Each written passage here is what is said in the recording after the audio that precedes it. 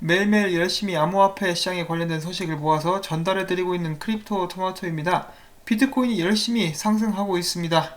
어제 저항선을 뚫고 나서 지금은 무려 1600불, 한때 1700불 이상을 상승하면서 계속해서 가치를 높여가고 있었는데요. 그에 걸맞게 비트코인 도미넌스도 70% 이상으로 올려놓고 있는 그런 상황입니다. 자, 과연 알트코인들은 비트코인의 눈치를 보면서 밥이라도 제대로 먹을 수 있을 것인가? 흥미진진한 암호화폐 시장 소식들 또 들어가 보도록 하겠습니다. 자, 어제 오늘 가장 큰 화제가 되었던 소식은 바로 바네크 앤 솔리드X가 기관 대상 비트코인 ETF 주식을 판매하겠다라는 그런 소식이었습니다. 그들이 선택한 고객들을 대상으로만 이 비트코인 ETF 주식을 판매할 예정이라고 밝혔고요. 확실히 이제 말씀을 드리자면은 이것은 ETF가 아닙니다. ETF가 아니고요. 계속해서 SEC에서 ETF 승인 결정을 미루고 있으니까 이런 상황에서 두 회사는 ETF 주식이 SEC의 등록 면제 대상이라는 점을 이용해서 특정 기관 투자자들에게 자사가 보유하고 있는 증권을 판매할 수 있는 것으로 전해졌다라고 이야기를 하고 있죠. 나름 어려운 상황 가운데서도 최선을 다하는 모습이 굉장히 멋지다라고 볼 수가 있겠습니다. 미국 정부의 법률 변호사 제이크 체르빈스키는 바네크 앤 솔리드X ETF 주식을 파는 것에 대해서 이는 마치 6년 전에 출시가 되었었던 그레이스케일 비트코인 신탁과 비슷하다며 해당 상품은 제한적 ETF며 완전한 ETF라고 부르기는 무리가 있다라고 설명을 했습니다. ETF가 제대로 승인이 되어야 판매를 할 수가 있겠죠. 그렇지만은 듣기로는 이런 식으로 ETF에 관련된 상품을 출시를 하고 그것에 대한 반응이 만약에 뜨겁다라면은 SEC로 하여금 ETF에 관련된 승인을 결정하는데 영향을 줄 수 있을 것이라고 많은 사람들이 또한 기대를 하고 있다고 합니다.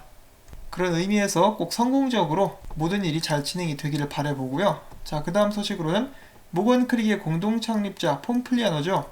폼플리아노가 일본으로 날아갔습니다.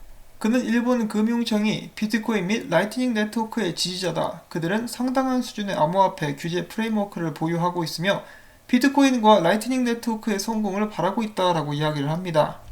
자, 솔직히 말해서 굉장히 부럽습니다. 한국에서도 날아와가지고 한국 금융청은 비트코인 및 라이트닝 네트워크를 지지한다라고 폼플리아노가 이야기를 해주면 얼마나 좋겠습니까? 이렇게 사진도 올렸어요. 자, 생각을 해보십시오. 폼플리아노가 여기 있고 여기에 박모씨, 최모씨가 이렇게 서가지고 비트코인 투자자들을 상대로 씩 웃으면서 자신감을 보여주면서 백그라운드에는 유모씨가 지나가면서 손을 흔드는 그런 아름다운 광경. 현실에서는 일어날 수가 없겠죠. 만약에 꿈에서라도 그런 광경이 연출된다면 이 바지에 오줌을 지릴 것 같습니다. 자, 그 다음에는 테더 소식입니다. 테더가 어제였죠. 1억 개의 테더 토큰을 신규 발행한 가운데 이번에는 1,500만 달러 규모의 토큰을 또 추가로 발행을 했습니다. 보시면은 고래 경보, 웨일 얼러트가 잘 알려주고 있죠. 1억 개에 비하면 좀 모자란 그런 감이 있긴 하지만은 다시 한번 발행 및 비트코인 펌핑에 박차를 가하고 있는 모습이 보여지고 있습니다. 자, 반면에 트론 CEO 저스틴 선이죠. 저스틴 선에 관련된 안 좋은 소문이 돌고 있다라고 하는데요. 바로 그가 하루에 5,000명의 트위터 계정을 사들이고 있다. 그리고 이 계정들을 자신의 팔로워로 사용을 하고 있다라고 의혹을 품은 사람이 나타났다라고 하는 것인데 바로 조시 레이저입니다. 제가 개인적으로 정말 좋아하는 트레이더이기도 한데 조시 레이저가 저스틴 손의 트위터에게 이렇게 이야기를 합니다. 야, 너는 예나 지금이나 하루에 5,000에서 6,000명씩 계속해서 트위터 계정을 사들이고 있구나 라고 말하면서 이제 안 좋은 트윗을 남기니까 저스틴 선의 지지자들은 그것에 대해서 반발하게 되고 그러자 조시 레이저가 그것에 대한 근거를 제시하게 됩니다. 여기 보시는 이 표는 저스틴 선의 팔로워가 추가된 내역들이 나와 있는 표인데요. 거의 일별로 4,000대부터 5,000대 후반까지 매일매일 추가가 되는 모습을 보실 수가 있습니다. 그런데 또한 그들의 내역을 보면은 추가된 팔로워들이 트위터 활동을 굉장히 많이 하지 않고 있다는 것이 또 여실하게 드러나죠. 물론 이것이 진짜인지 아닌지 제가 섣불리 판단을 할 수는 없겠습니다만 개인적으로는 아니기를 바랍니다. 저스틴 선은 참고로 자신이 100만 명의 이상의 팔로워를 가지고 있다고 자랑을 몇 번이나 한 그런 적이 있습니다. 자, 최근에 이더리움 클래식의 행보가 예사롭지가 않았죠. 이와 더불어서 그레이스케일에서는 그들의 신탁자산 포트폴리오 내에서 이더리움 클래식의 비중을 엄청나게 상승시켰다라고 이야기를 해주고 있습니다. 앞으로도 계속해서 좋은 이더리움 클래식의 모습을 기대를 해볼 수가 있겠죠. 자, 그 다음에 미국으로 갑니다. 미국 상원 국가안보 및 국제무역금융위원회에서 열린 인신매매 범죄 관련 공청회에서 전 미국 금융국 금융범죄부서 총괄 데이비드 머레이가 암호화폐는 인신매매범들의 범죄를 방조하고 있다. 지금보다 훨씬 엄격한 규제가 적용되어야 된다라고 지적을 했습니다. 또한 머레이는 오늘날 미국의 암호화폐 규제법은 범죄자들에게 지나치게 관대하다라고 이렇게 이야기를 했는데요. 미국 같은 경우는 죄를 지으면은 형량이 꽤 큽니다. 그런데도 관대하다. 이 굉장히 바람직한 사상을 가지고 있죠. 한국 같은 경우는 이 머레이가 봤을 때 이 범죄를 부추기는 범죄자들을 위한 범죄자들에 의한 그런 국가가 아닐까 싶습니다. 암호화폐 사기범들 형량이 그렇게 크지도 않죠. 거기다 항소까지 하고 남의 돈 싹 뽑아먹고 호의호식하고 그 돈 숨겨놨다가 좀 몇 년 살고 나오면은 다 지세상입니다. 대한민국에서는 그렇게 일이 돌아가고 있는데 형량이 미국 정도만 돼도 좋겠습니다. 저는. 자, 계속해서 미국 의회 은행 비밀법 아래서 새로운 금융기관을 만들어야 한다. 미국 금융고문기업 Financial Integrity Network가 암호화폐 업계를 규제하기 위해서는 미국 의회가 은행 비밀법 아래서 새로운 금융기관을 만들어야 된다라고 권고를 하고 있습니다. 현재 상태로서는 범죄에 가담하는 기업을 발견하기가 어렵다고 지적을 했는데요. 암호화폐의 규제를 강화하는 것은 규제를 정비하는 금융기관이 자세하게 조사를 해야 되는 것으로 현재 시스템에서는 범죄에 가담하는 듯한 VASP, 암호화 자산 서비스 프로바이더를 발견하는 것은 어렵다는 점에서 새로운 체제의 정비의 필요성을 호소하고 있습니다. 자, 이렇게 좋은 규제가 마련되는 것은 정말 좋은 일인데 너무 오버해서 꽉꽉 올가매지는 않았으면 좋겠습니다. 자, 그 다음엔 페이스북의 리브라를 견제하기 위해서는 아마존의 암호화폐가 최적이다 이런 기사가 나왔는데요. 막상 아마존 측에서는 별로 관심이 없습니다. 아마존 페이 패트릭 골티에 부사장은 그런 출시 계획에 대해서 아마존의 암호화폐 출시 계획에 대해서 부인하고 있으면서 이 암호화폐 같은 경우는 신선하고 또 투기적이다. 현재 아마존은 투기적인 것을 실제로 다루고 있지 않다. 많은 데이터를 다루고 있는 아마존으로서는 약 2년에서 3년 후쯤 그러한 논의를 할 수도 있을 것 같다라고 이야기를 합니다. 그런데 언젠가 아마존 코인이 나와도 이상하지는 않을 것 같죠? 한편 아마존에서는 블록체인 관련된 사업은 열심히 하고 있는, 개발은 열심히 하고 있는 것으로 알려져 있습니다. 자, 그 다음에 좀 재밌는 소식 한 가지를 준비를 해봤습니다. 지난번에도 이것과 비슷한 시도를 했었던 사람이 있었는데요. 지난번 같은 경우는 닭장 안에 카메라를 설치해놓고 비트코인 캐시라든지 암호화폐를 누가 입금을 하면은 닭 모이가 나와가지고 닭이 그 모이를 먹으면서 그런 모습을 구경할 수 있게 해주는 그런 유튜브 생방송이 진행이 되었었는데 이번에는 새로 바뀌었습니다. 이 새들에게 모이를 줄 수 있는 방법, 바로 암호화폐를 나에게 보내라. 나노, 라이트코인, 비트코인, 도지코인을 입금을 한다 그러면은 새들에게 모이를 주고 사람들은 새들이 모이를 먹는 그런 광경을 볼 수 있게 해주는 그런 서비스랄까요? 아무튼 가격은 한국 돈으로 500원 수준입니다. 새들이 참 귀엽죠? 자, 아무튼 암호화폐 공포 탐욕 지수가 투심 회복세를 보여주고 있습니다. 이 말인 즉슨 사람들이 점점 마음을 놓고 암호화폐 시장으로 들어오고 있다, 코인을 다시 사고 있다라고도 볼 수가 있겠죠. 항상 이것이 탐욕을 가리킬 때 여러분들께서는 바짝 긴장하셔야 됩니다. 언제든 떨어질 수 있기 때문이죠.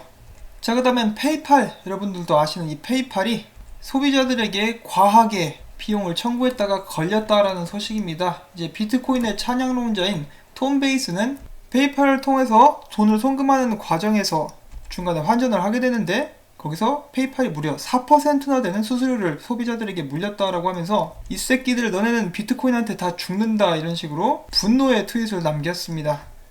자, 비트코인이 정말로 페이팔 킬러가 되기 위해서는 일단 라이트닝 네트워크, 어제도 좀 문제가 된다라고 여러분들께 말씀을 전해드렸었는데 라이트닝 네트워크를 빨리 제대로 개발을 시켜야 될 것 같습니다. 자, 다음은 잠시 쉬어가는 코너, 이 누군가가 비트코인의 상승을 보면서 사람들이 기뻐하는 모습이다 라고 하면서 영상을 올렸는데 잠깐 보시죠.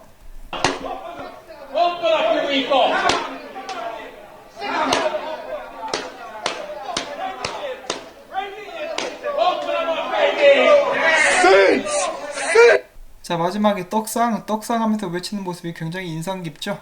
농담이고요. 이거 사실 경마장인 것 같습니다. 그런데 실제로 이렇게 하는 사람들이 있을 수 있습니다. 비트코인 상승하는 거 보면서 저런 식으로 말이죠. 자, 그 다음 소식인데요. 터키에 있는 한 비트코인 거래소가 암호화폐 사업자 중에서는 세계 최초로 이 축구단의 티셔츠를 스폰해 주었다라는 소식인데요. 제가 알기로는 이미 암호화폐 업체들 중에 축구단 티셔츠를 디자인해가지고 후원한 사람들이 있었습니다. 그때 코인마켓캡이었나 어디였나 이렇게 좀 기억이 잘 안 나는데 이 굉장히 구린 디자인을 선보여가지고 제 인상에 강하게 남아 있습니다. 아직까지. 자, 아무튼 이렇게 암호화폐를 알리는 데 있어서 굉장히 좋은 방식이죠. 자, 그 다음에는 비트코인 결제를 받아주는 곳들에 대한 소식입니다. 자칭 햄버거들의 왕 버거킹이, 그러니까 정확히는 독일 내에 있는 버거킹에서는 앞으로 비트코인으로 햄버거를 사서 먹을 수 있게 될 것 같습니다. 앞서서 버거킹은 러시아 내에서 비트코인 결제 시스템을 마찬가지로 구축한 바가 있습니다. 그 다음에 글로벌 회계 감사 기업이죠. PwC 룩셈부르크 지점에서 10월달부터 비트코인 결제를 지원하겠다라는 그런 소식입니다. 일단 이런 식으로 비트코인이 문을 열고 나면은 나머지 알트코인들도 결제에 사용이 되지 않을까라고 저희가 기대를 해볼 수가 있겠죠. 자, 다음 본격적인 비트코인 분석. 비트코이니스트의 수석 암호화폐 애널리스트 필비가 비트코인이 최근 1주 만에 다시 1만 달러를 회복하며 4시간 차트에서 3,300불대 이후 처음으로 상승 시그널이 나타났다. 현재 비트코인은 상승 추세 전환의 초입에 진입했다라고 진단했습니다. 어마어마한 떡상이 우리들을 기다리고 있다라는 희망적인 소식이죠. 자, 과연 그의 예측이 맞아 들어갈지 저희가 한번 집중해서 눈 크게 뜨고 지켜보도록 하겠습니다. 그 다음에는 지금 현재 비트코인 상승이 일어나고 있는데 이 차트 자체는 이 외국에 계신 유튜버분 크립토 비트코인 크리스라고 하신 분이 분석하신 것을 이제 잠깐 가지고 와봤습니다. 비트코인은 계속해서 하락을 하면서 하락형 쐐기 패턴을 깨트리고 위로 올라갔죠. 이 차트 관측상 목표가는 11,293불입니다. 근데 우연치 않게 이 11,293불이 닿는 곳에 이 거대한 삼각수렴 있죠. 그 위에 추세선과 맞닥뜨리게 된다고 하는데요. 여기를 뚫고 이 위로 올라갈 수 있으면 더욱더 큰 상승을 저희가 기대를 해볼 수가 있을 것 같습니다. 자, 그 다음으로 또 다른 어떤 분석가는 비트코인이 다음 상승장에 돌입하게 되면 전고점을 뚫어버릴 것이다 라고 이야기를 하면서 이런 차트 분석을 공유를 해주게 되는데요. 지금 이 차트를 보시면 다가오는 10월달쯤 그쯤 하면은 이제 전고점에 갈 수도 있다라고 희망적인 이야기를 해주고 있습니다. 그때까지 못 갈 수도 있겠죠. 정말로 비트코인이 어디로 갈지는 아무도 모르는 것이지만은 이런 희망적인 차트 분석과 이걸 또 다루는 기사가 있어가지고 보여드리려고 한번 가지고 와봤습니다. 만약에 이대로 간다, 이 추세선을 따라서 비트코인이 움직인다 싶으면은 여기서 팔고 여기서 사고 여기서 팔고 이런 식으로 해가지고 대박을 한번 칠 수가 있겠죠. 과연 세상 만사가 마음대로 될는지. 아이고. 자, 그 다음엔 조시레이저의 비트코인 분석 잠깐 보도록 하겠습니다. 이것을 동영상으로 만들어가지고 차트가 확대는 안되기 때문에 제가 간략하게 또 정리를 해가지고 여러분들께 말씀을 드리자면은 지금 비트코인 보시면은 여기 지지선에서 잘 지지를 받고 반등을 해 주었다. 그리고 또한 한 가지 참고적으로 볼 수 있는 것이 여기 상승하면서 최근 있었던 상승에서 볼륨이 다시 한번 약간 살아나는 그런 모습을 보여주었다. 이제 볼륨과 함께 상승해서 좋다 이렇게 이야기를 했고요. 또한 여기 보시면 이 파란 선 보이시죠? 이것이 20일 이평선인데 비트코인이 이것을 뚫고 다시 한번 올라온 것은 특히 장투자들에게 상승을 야기할 수 있는 좋은 신호다. 지금 현재 비트코인 가격은 다음 저항선에 닿아 있는데 우연히도 이 저항선과 월봉 저항선이 현재 저항 레벨 상단과 일치하고 있는 것이 보인다. 비트코인은 떨어질 수도 있겠지만 만약에 이 저항선 바로 아래에서 횡보를 하게 될 경우 이 부분이죠. 여기 바로 아래에서 횡보를 하게 될 경우 결국 이것을 뚫고 올라갈 수 있게 될 것이라고 본다. 그리고 이 가격대는 화질이 좀 안 좋아서 잘 안 보이는데 11,000불대 정도가 됩니다. 자, 만약에 이것을 뚫고 난 다음에는 이 전고점, 최근 전고점을 뚫기 위한 마지막 저항선이 보이게 되는데 이곳은 볼륨 프로필상 마지막으로 수요와 공급 프로파일이 위치한 곳으로 판매하려는 사람들이 있을 것이다. 그러나 이것만 뚫을 수 있다면 전고점을 높이면서 더욱더 올라갈 수 있으리라고 기대를 해본다 라고 이야기를 해줍니다. 자, 바로 이 조시 레이저가 앞서서 저스틴 선을 저격한 동일 인물입니다. 사람 되게 좋아 보이는데 이상하게 저스틴 선을 되게 싫어하더라고요. 자, 그 다음에 1만 불을 회복한 비트코인 상승장 점치는 3가지 요인은 무엇인가? 첫 번째로는 벡트의 서비스 오픈, 두 번째로는 위완화 가치가 절하된 것, 특히 위완화 가치 절하는 그 그래프가 비트코인 가격 상승 그래프와 겹친다. 수차례에 걸쳐서 이런 현상이 발생했다라고 뉴스 BTC의 암호화폐 분석가는 이야기를 하면서 이런 차트를 공유를 해줍니다. 이 노란 선이 비트코인, 그리고 파란 선이 미국 달러 대비 위완화 차트이죠. 달러가 강해지면서, 그러니까 위완화 가격이 떨어지면서 비트코인과 함께 맞물려서 올라가고 있는 모습을 여러분들께서 확인을 해보실 수가 있습니다. 마지막 세 번째로는 비트코인 가격 변동성이 줄고 해시레이트가 늘어나면서 펀더멘탈이 튼튼해지고 있다. 이렇게 세 가지 이유를 알아봤는데 나름 말이 되죠? 결국 이 무역전쟁이 비트코인 상승으로, 그리고 벡트, 또한 세계적인 경제적 불안 요소들이 한창 자랄 때인 비트코인에게 영양분이 되어주고 있다 라고 저희가 정리를 해볼 수가 있겠습니다.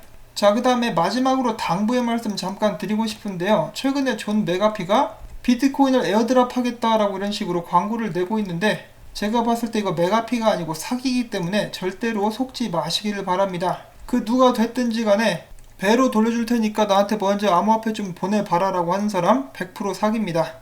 절대로 속으시는 일이 없기를 바라면서 오늘 여러가지 소식들 잘 정리를 해서 여러분들께 보내드릴 수가 있었습니다. 여러분들께 도움이 되셨다면 구독과 좋아요, 그리고 저기 광고 시청 좀 부탁드려도 될까요? 최근에 좀 심하게 부진을 겪고 있어가지고요. 시간 되시는 분들께 꼭 좀 부탁을 드리고 싶습니다. 자, 그러면 저는 다음에 새로운 소식 가지고 찾아뵙도록 하겠습니다. 행복한 하루 보내시길 바랍니다.